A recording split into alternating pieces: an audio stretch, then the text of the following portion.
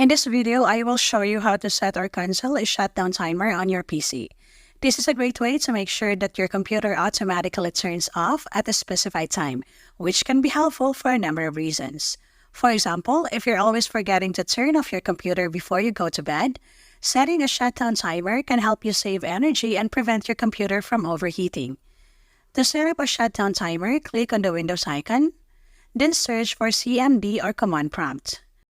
Now in here, type shutdown-s-t, then followed by the number of seconds.